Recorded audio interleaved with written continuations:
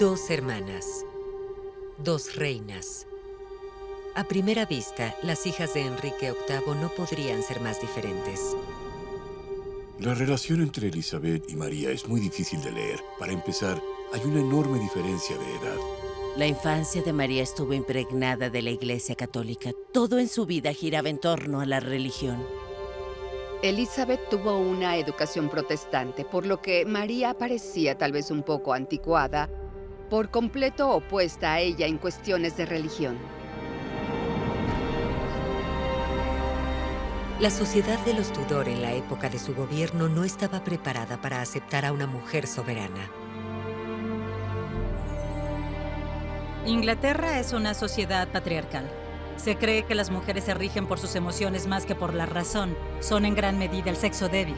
Se creía que eran incapaces de gobernar con tanta eficacia como los hombres. El reinado de una fue corto, el de la otra largo. Una era católica, la otra protestante. Una estaba aliada con España. El mayor triunfo de la otra fue desafiarla.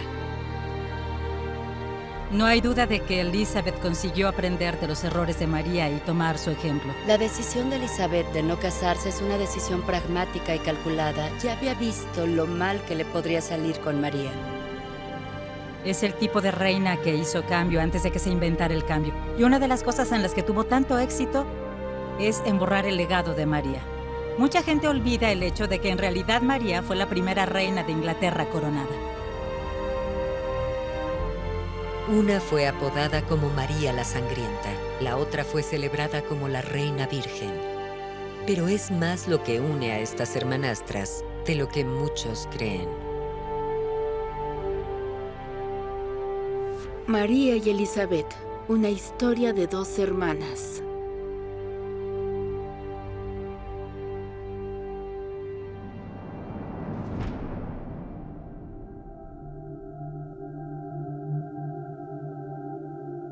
María nació en Greenwich el 18 de febrero de 1516. Su madre fue la primera esposa de Enrique VIII, Catalina de Aragón. Catalina de Aragón era la tía del emperador del Sacro Imperio Romano Germánico. Era una dama española. Estaba muy impregnada del catolicismo de España. Catalina de Aragón procedía de una familia de mujeres muy impresionantes. La madre de Catalina de Aragón, Elizabeth de Castilla, era una verdadera figura guerrera y educó a Catalina de Aragón y a sus hijos, sobre todo en el campo de batalla. Quiero decir que estaba muy interesada en educar a todos sus hijos, hombres y mujeres. Y Catalina de Aragón fue una de las mujeres más cultas y consumadas de Europa. Aunque no era el hijo esperado, María fue un alivio para sus padres. Habían estado casados casi 7 años, pero una serie de abortos y partos de muertos les habían negado herederos. María era la prueba de que podían tener hijos. Con Catalina de apenas 30 años y Enrique aún más joven, todavía había esperanza de que un hermano menor se uniera a María algún día. De niña, María era blanca y de mejillas rubicundas, como su padre. Enrique amaba a los niños y adoraba a su hija. Tuvo la mejor educación que una niña podía esperar en esa época. María, en lo que respecta a Enrique, debía ser educada para ser una buena esposa, pero en realidad la madre de María, Catalina de Aragón, no quería conformarse con eso. Fue educada en gran medida por su madre para ser una hispanohablante, creyente y católica española. Estaba rodeada de un ejército de asistentes, de los mejores tutores. Se le educaba para que sepa bailar, para que sepa cantar. Es en extremo hábil, incluso a una edad muy temprana.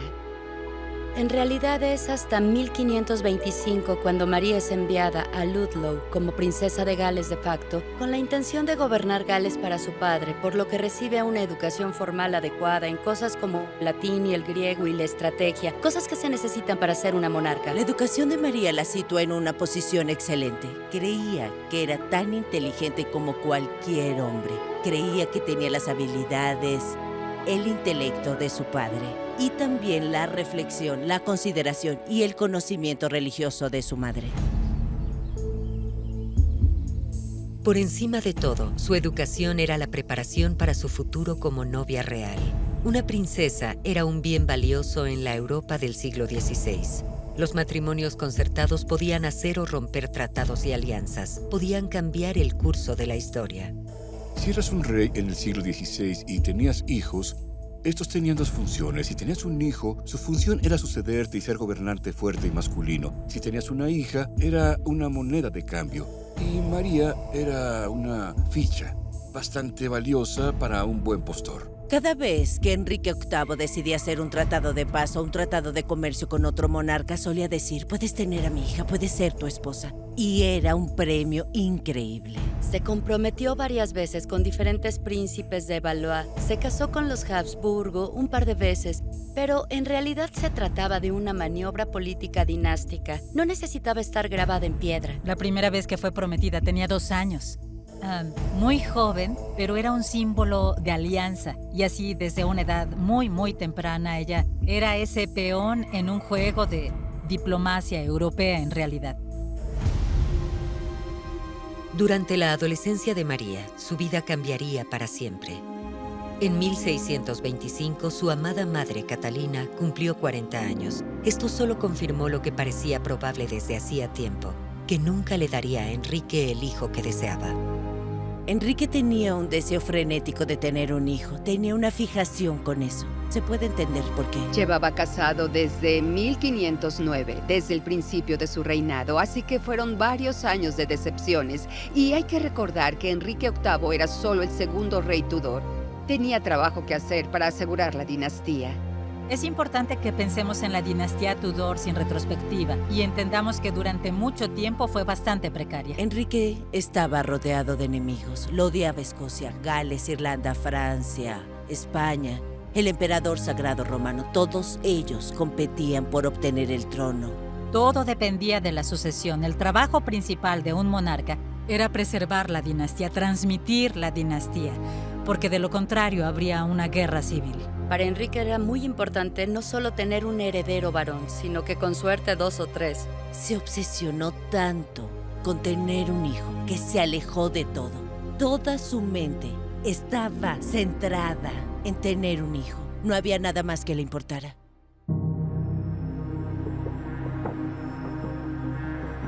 El afecto de Enrique abandonó a la madre de María. Se había obsesionado con una de las damas de compañía de la reina, Ana Bolena. El rey había tenido amantes antes, pero nunca así. Enrique se enamoró por completo de Ana. Estaba convencido de que le daría un hijo. Tenía que casarse con ella. Catalina tenía que irse. Catalina y Enrique habían tenido un matrimonio muy feliz durante 20 años, pero una vez que ella superó la edad fértil, su matrimonio en realidad se desmoronó. Enrique se obsesionó con la idea de que estaba maldito y culpó al hecho de que Catalina había estado casada con su hermano, que había muerto antes de casarse con Enrique.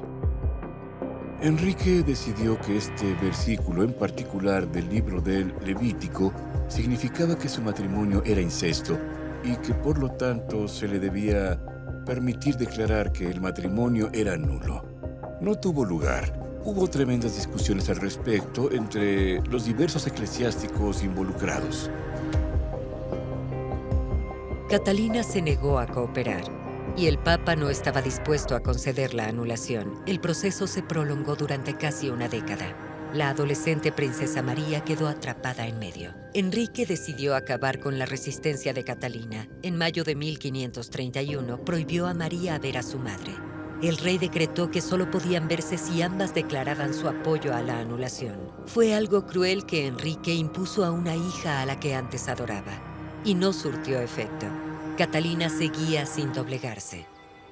Esto le rompió el corazón a María. Ella tuvo una adolescencia muy difícil, a menudo estaba enferma, sufría de depresión. Así que el hecho era que su padre estaba tratando de declararla legítima. Estaba tratando de divorciarse de su madre y en realidad quería empujarla fuera de la línea del trono. Así que nadie podía haber sido peor para María. En realidad solo estaba formando la mujer en que se convirtió. Fue una profunda humillación, pero también fue muy impactante para estas dos católicas españolas, Catalina y María.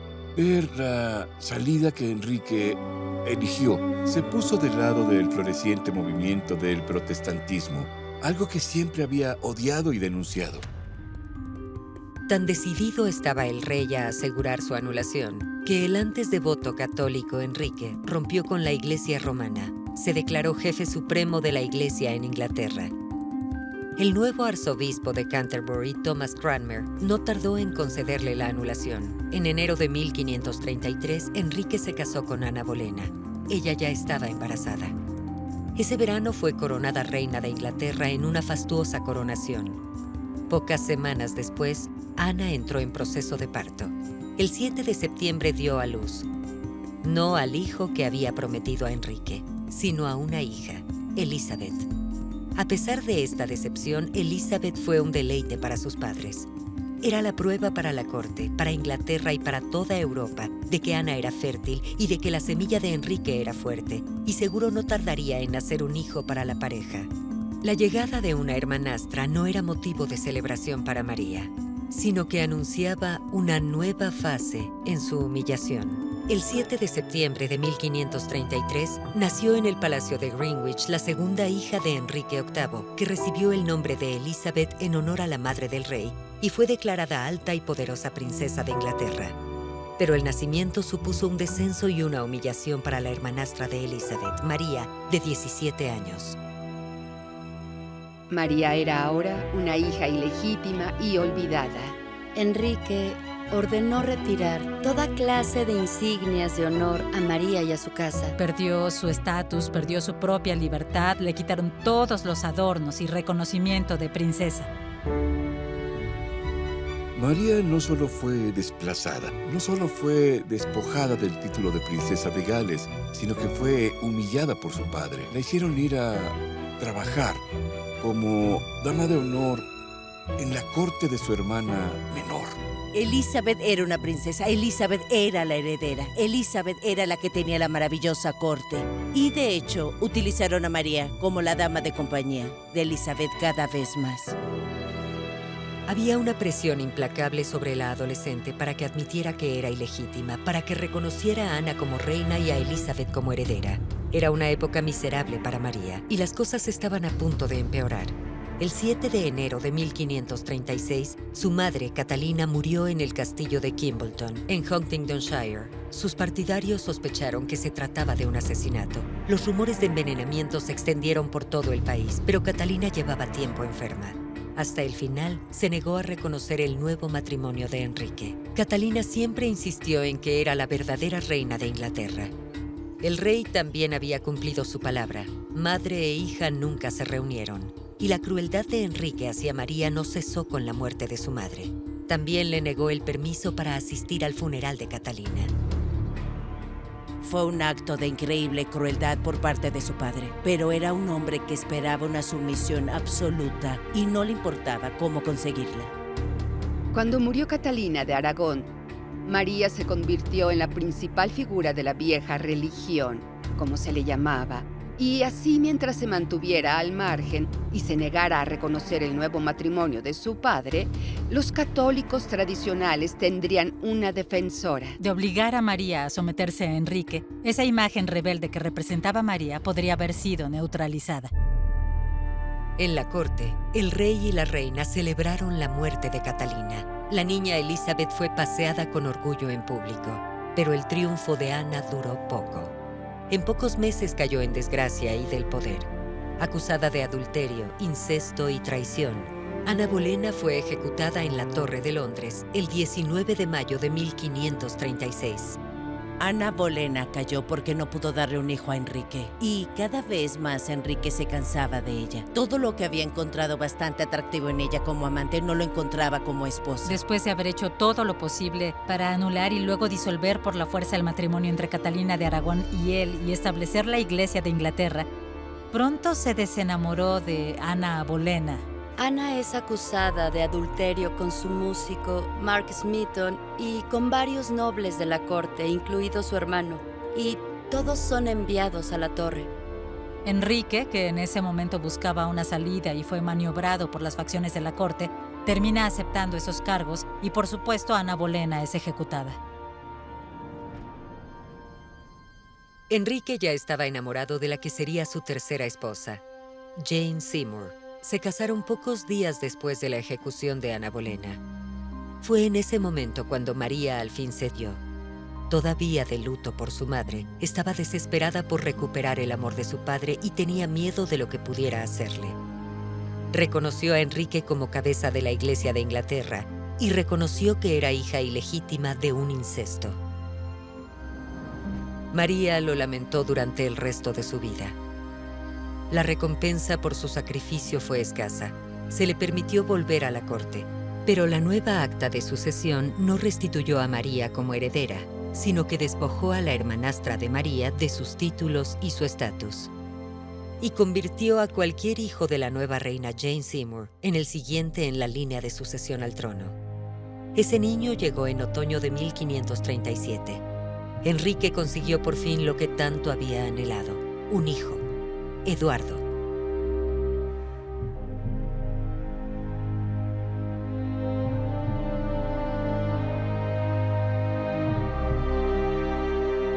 El nuevo príncipe nació en el Palacio de Hampton Court, que era el hogar en constante expansión de la vasta corte del rey Enrique VIII.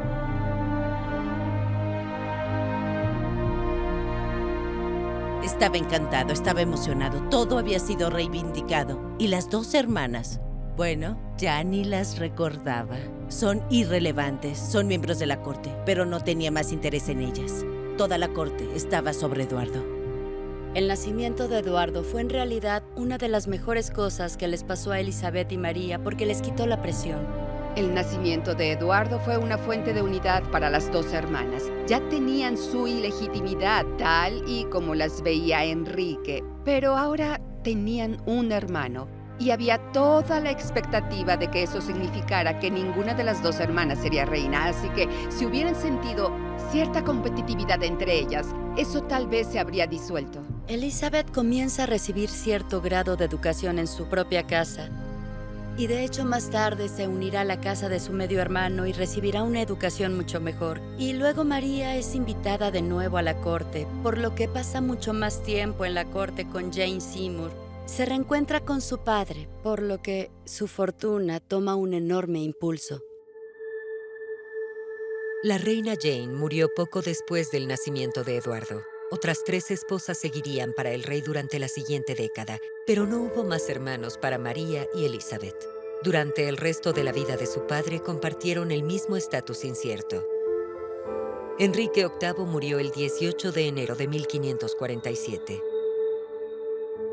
Unos años antes se había aprobado una nueva ley de sucesión. Las 2 hijas de Enrique, aunque todavía ilegítimas, fueron restituidas a la línea. Pero primero vendría su joven hermano, Eduardo.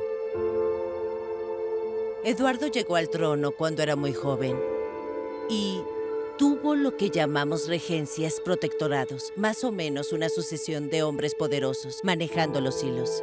Estaban impulsando el país de una manera muy protestante, pero también el propio Eduardo era un protestante muy entusiasta y mucho de lo que sucedió durante su reinado fueron decisiones suyas.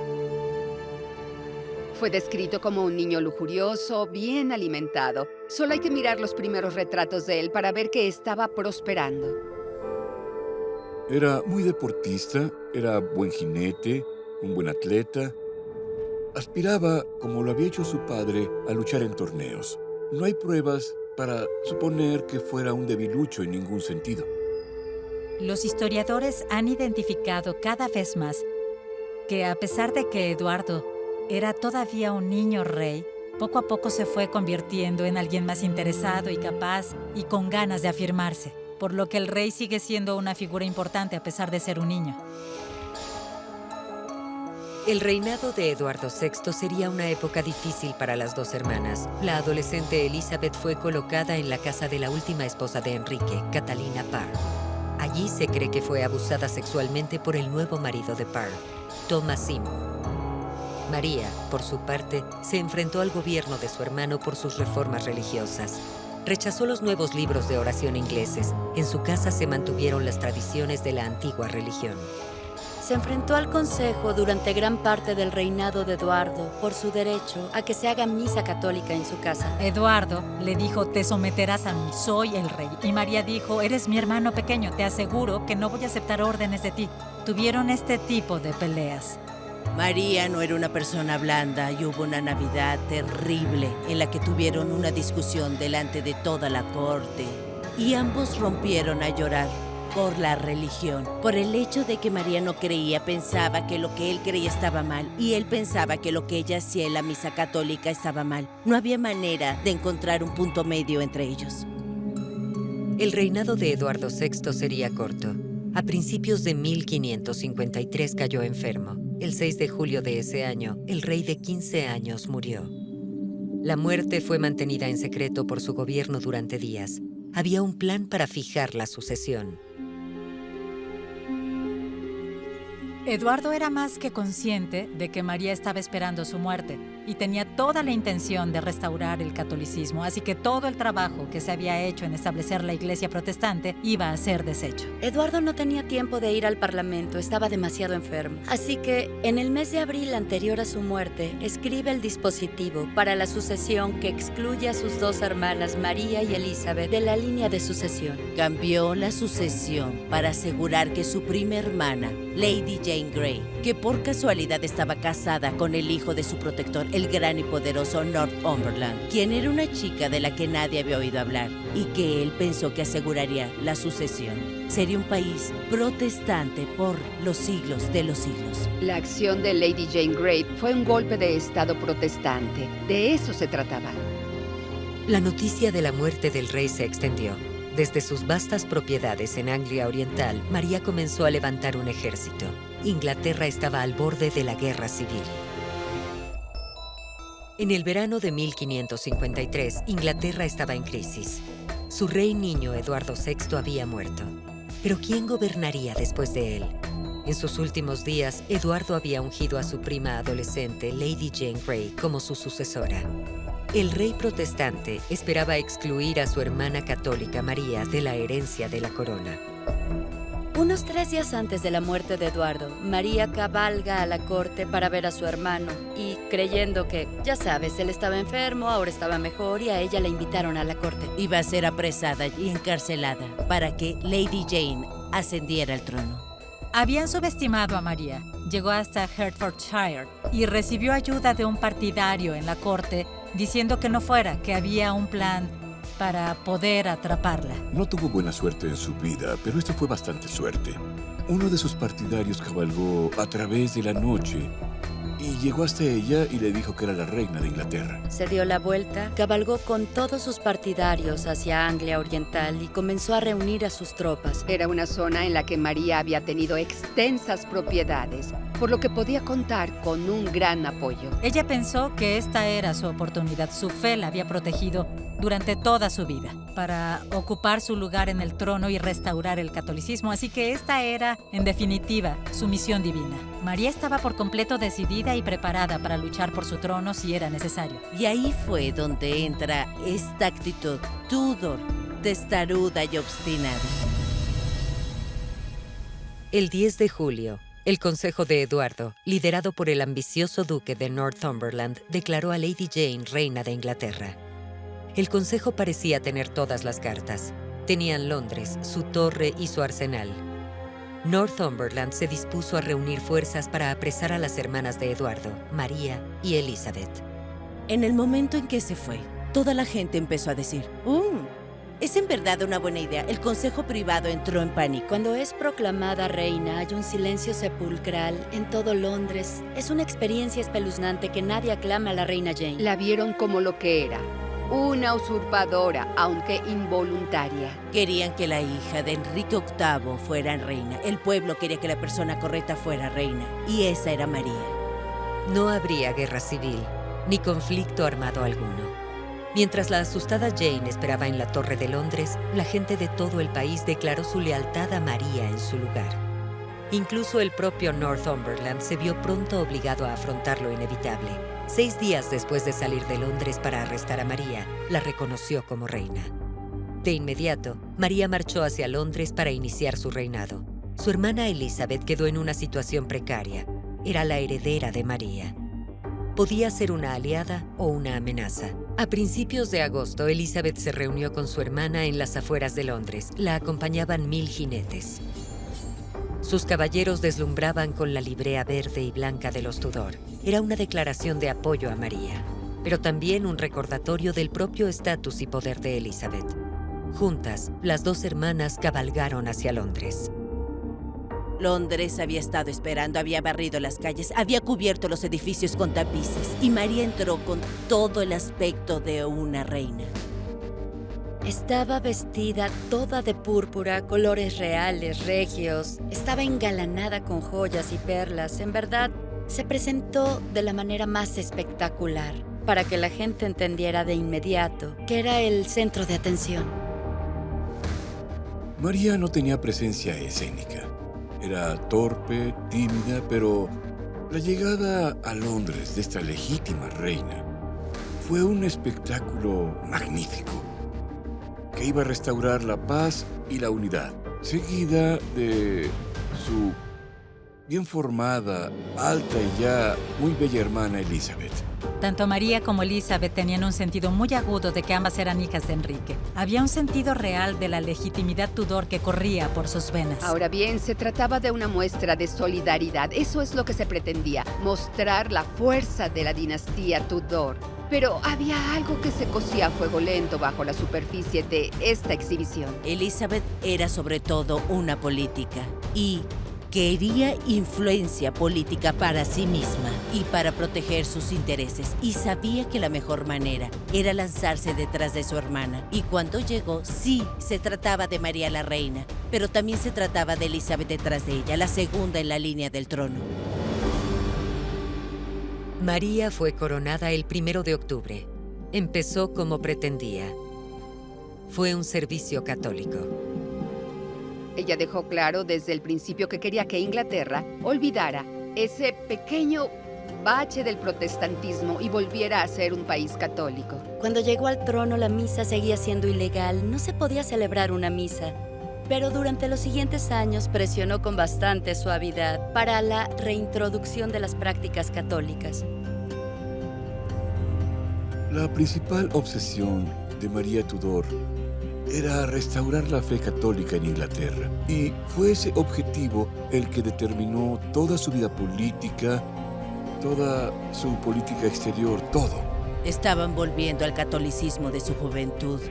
Gran Bretaña era un país católico y todo el mundo tenía que obedecerlo. Y si no lo hacían, eran castigados.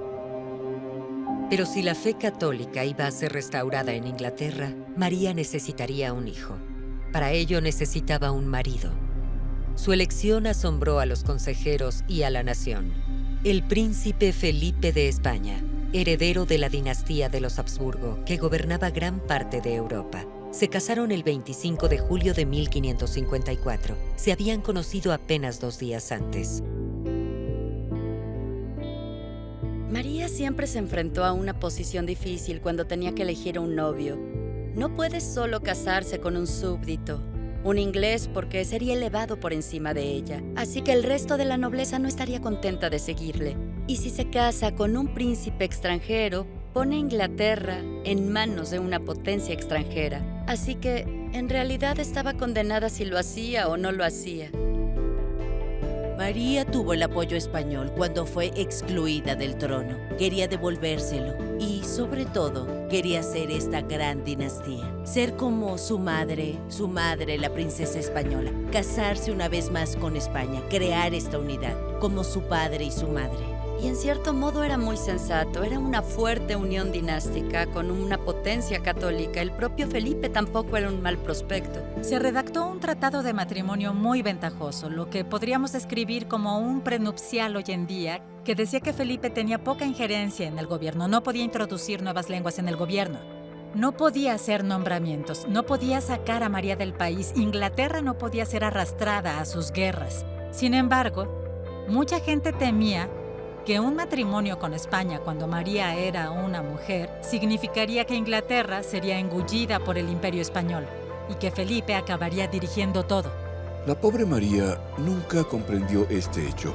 Nunca comprendió lo importante que era a los ojos de sus súbditos y a los ojos de la clase dirigente. Lo importante que era no tener extranjeros gobernando Inglaterra. El horror de que Inglaterra estuviera sometido a un país católico, a una potencia extranjera muy poderosa que tenía vínculos con el Sacro Imperio Romano Germánico. Eso era demasiado. Se tramó un complot para obligar a María a abandonar el trono y sustituirla por su hermanastra Elizabeth. Liderados por Sir Thomas Wyatt, había un grupo de protestantes muy decididos que querían sacar a María del trono. Wyatt consigue entre 2 y 3,000 personas que estaban dispuestas a luchar por Elizabeth, pero no hubo quien se uniera a su causa al final del día. Fueron repelidos al entrar en Londres y fueron sofocados por las fuerzas de la reina. Las cabecillas de la rebelión son todos condenados a muerte y ejecutados en público para mostrar el poder del régimen de María. Puede que la rebelión solo haya amenazado el control del poder de María, pero su fracaso fue una amenaza mucho más grave para Elizabeth. Muchos sospechaban de su implicación en el complot. Lo que no sabemos es hasta qué punto Elizabeth lo sabía. Es cierto, la rebelión de Wyatt reunió a muchos de quienes la rodeaban, algunos de sus confidentes, y puede que la noticia llegara a ella. Se creía que ella era al menos consciente de lo que estaba pasando y había sido informada por los rebeldes de su plan. Elizabeth estaba en una posición muy incómoda, en realidad porque era la defensora de la religión reformada de su padre. Y era el estandarte que los protestantes más extremos iban a utilizar, pero contra María. Así que tenía que jugar con gran astucia. El consejo privado la interrogó en varias ocasiones y ella protesta su inocencia en cada una de ellas. Elizabeth es encerrada en la torre y es puesta en los mismos aposentos que había tenido su madre, Ana Bolena, antes de ser ejecutada. Sabe que en realidad pende de un hilo, lo que le impide tener el mismo destino. Los asesores de María hicieron redactar una orden de ejecución de Elizabeth y se dice que María estuvo a punto de firmarla. Su mano estaba sobre la orden cuando recuperó la conciencia. María perdonó a su hermana. Tal vez se sintió conmovida por la carta que Elizabeth envió suplicando clemencia. O tal vez María no quiso inflamar más las divisiones en el país, ordenando su ejecución. En cambio, encarceló a Elizabeth durante unos meses antes de liberarla. Después de todo, María tenía otros asuntos urgentes que atender.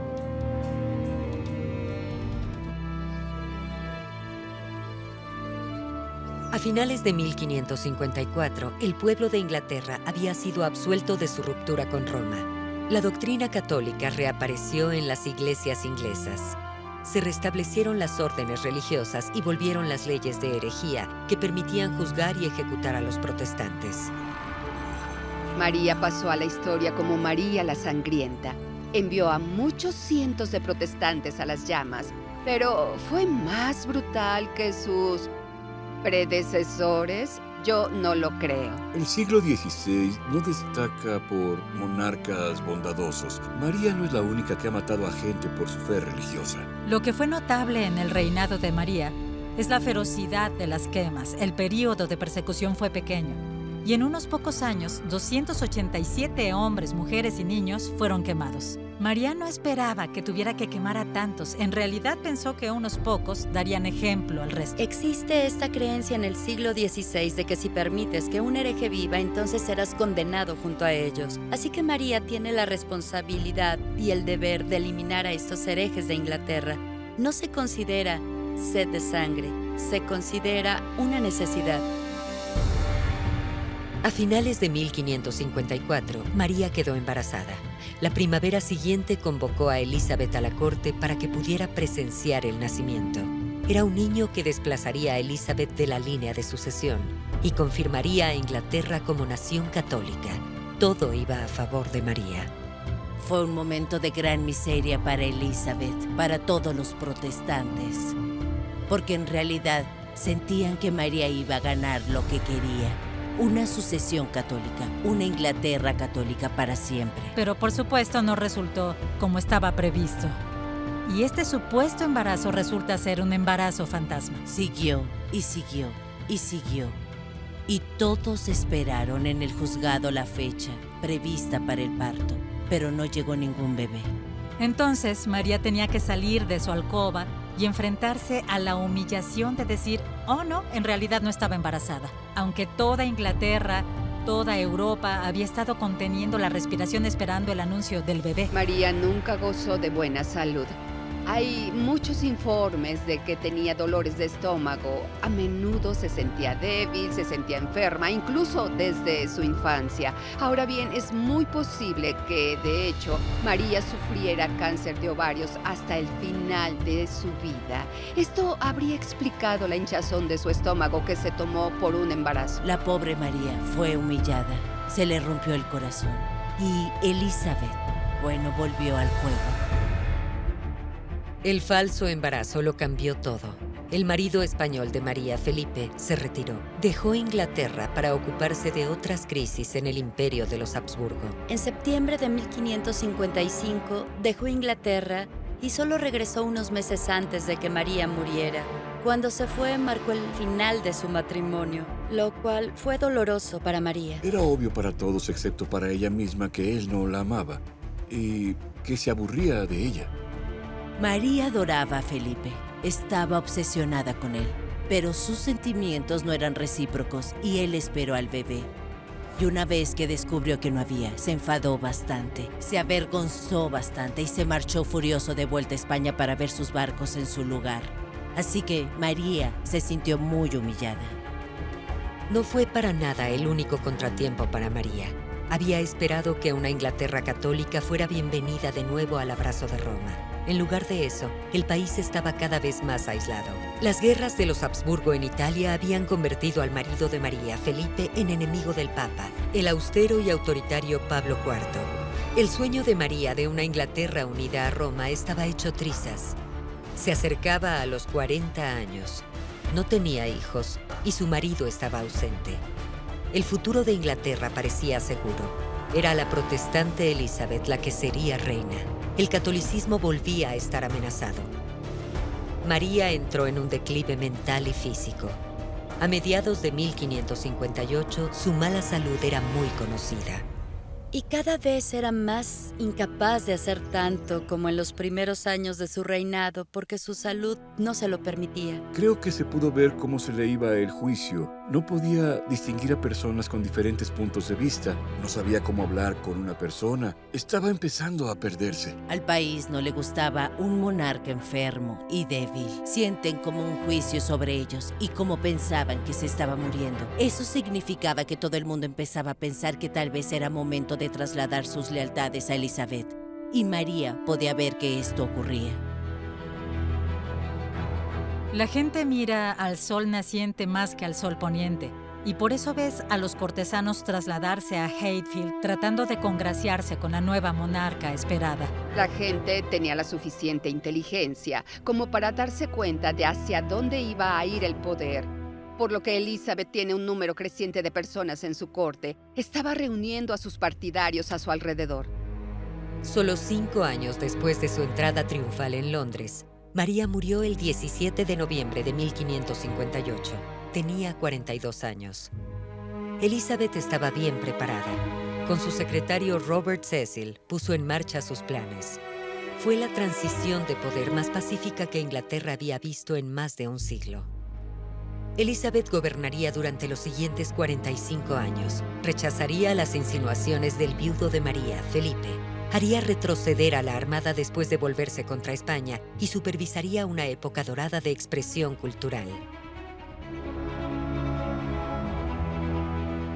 El reinado de Elizabeth I vio una especie de revolución de la imprenta, una revolución cultural, una revolución de las ideas, una revolución en la forma de comunicar las ideas. Fue la edad de gloria de nuestra literatura. Produjo a Edmund Spencer, Sir Philip Sidney, William Shakespeare, Christopher Marlowe, John Donne. Fue la mejor gobernante que ha tenido este país. No hay duda de ello. Por supuesto, lo que Elizabeth no hace es casarse, por lo que se forja una identidad por completo diferente a lo largo del tiempo de una monarca soltera, que se las arregló para representar un símbolo de fuerza. Cuando se observa la forma en que la reina Elizabeth gobernó, la autoridad absoluta con la que se enfrentó a los problemas de su época. Se puede ver que ese era el papel para el que había sido hecha. Elizabeth se glorifica a sí misma siendo su propia imagen más grande, más brillante y más resplandeciente que todo lo anterior. La historia a menudo intenta hacernos ver una ruptura limpia entre Elizabeth y María, pero en realidad Elizabeth heredó mucho.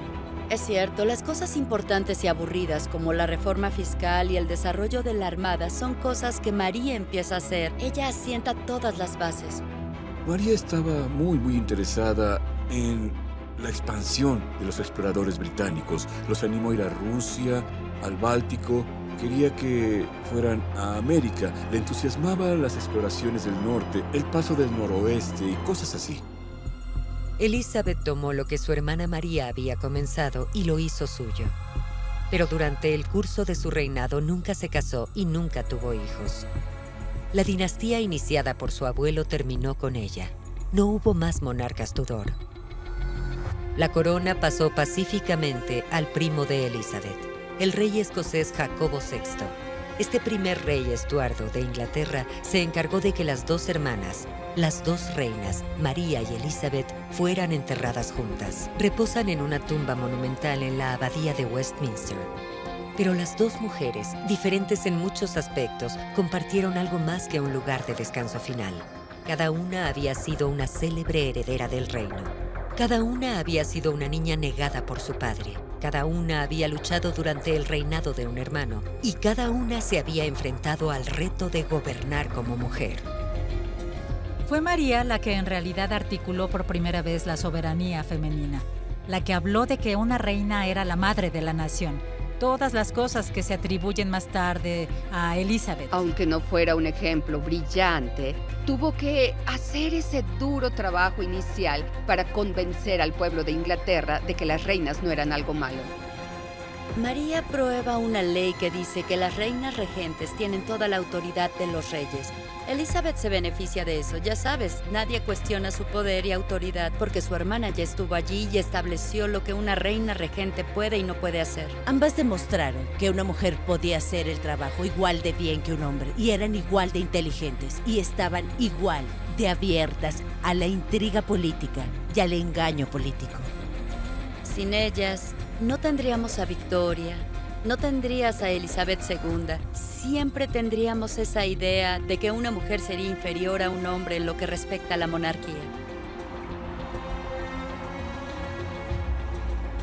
Puede ser fácil suponer cuando miramos a la actual monarca británica que una reina es algo común. Pero la familiaridad de una monarca femenina gobernante puede remontarse al trabajo de base, que fue establecido hace casi 500 años por María y Elizabeth. Dos hermanas extraordinarias. Doblado en Olympusat, México.